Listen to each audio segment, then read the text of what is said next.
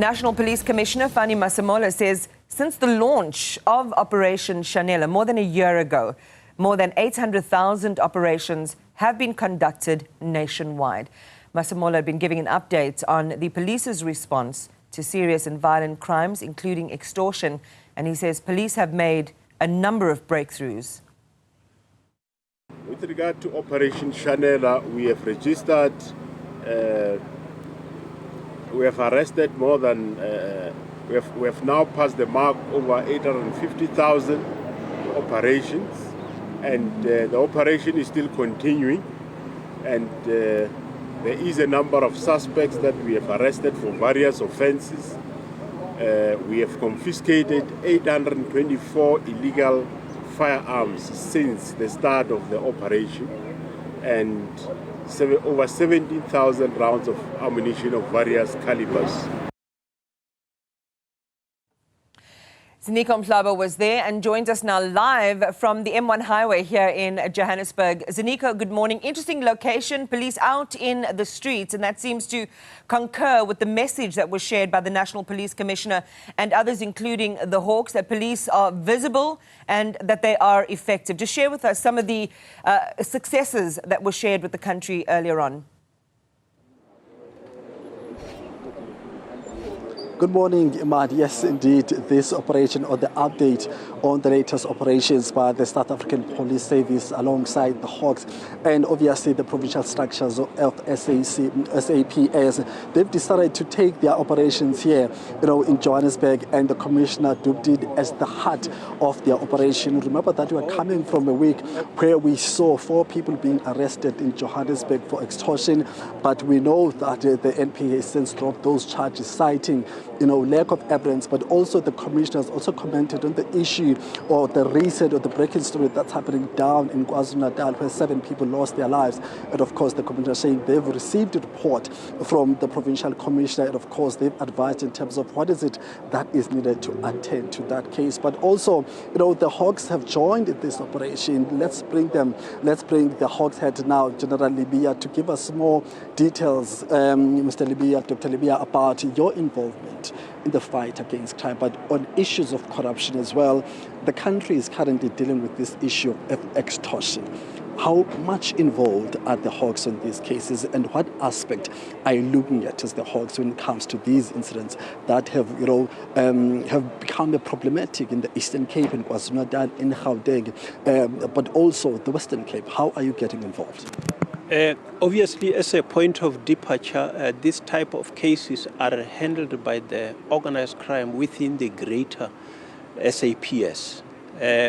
Some of these matters involve corruption, and when it comes to corruption, that is where the DPCI get involved. You will see even the cases that we shall have effected arrest in KwaZulu-Natal, where police officials are involved, is where the element of corruption was coming first.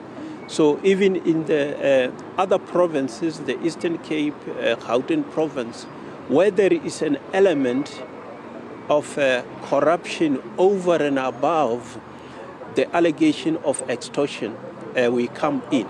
But in general, we work closely with the detective service in the greater SAPS, where assistance is needed from the DPCI, we assist.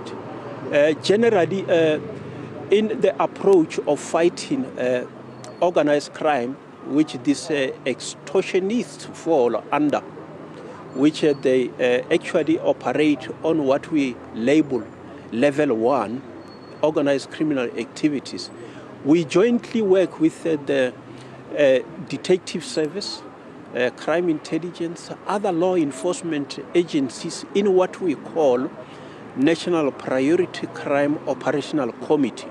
In that committee, that is where we also have got the subcommittee called Organized Crime Subcommittee.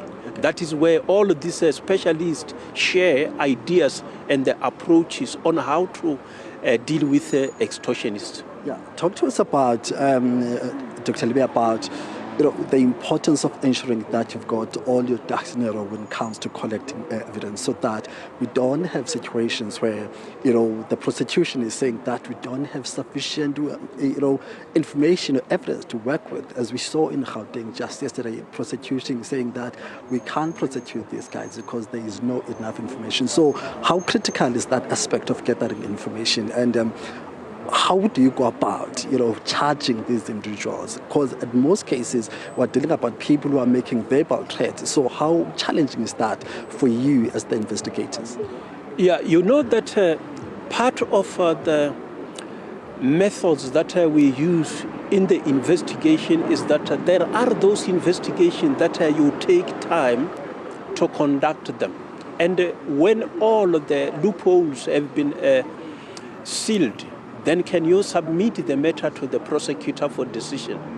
But there are times when you cannot wait because the individuals are committing those crimes. So that is where it becomes necessary that we deal with you there and then we gather the remaining evidence to ensure that the prosecutors will be able to conduct that prosecution.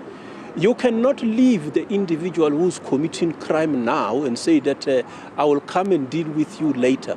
If you see the individual committing those crimes now and you are able to conduct what we normally call, in a layman's language, they call trap, but it's an unconventional method of investigation. You cannot wait. You need to deal with that individual there and then.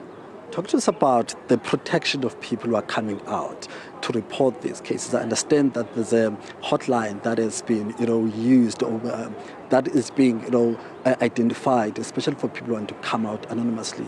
How important is their safety, and how are you ensuring that if I, as Ziniko, I report such a case, my life is not going to be at risk? But also, how do you deal with this issue of under-reporting of these incidents?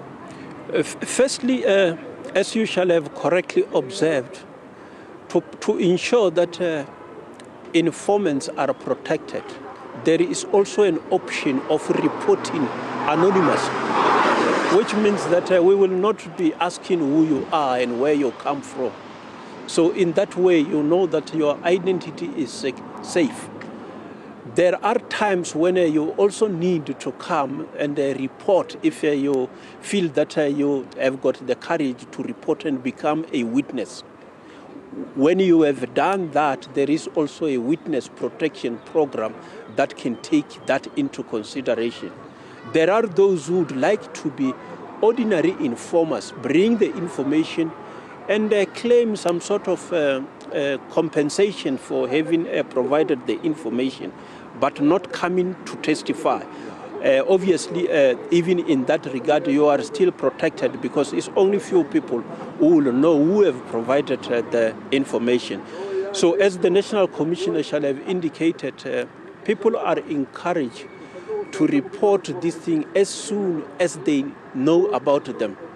If you are going to be paying what they call 30% income of whatever contract you are doing, and at a later stage you feel that no, you no longer want to pay, that is where sometimes it becomes problematic with the collection of evidence. But I think the people should rest assured that witnesses, whistleblowers and informants will be protected when they bring information to law enforcement agencies. Thank you very much, sir, for your time. Thank you, sir.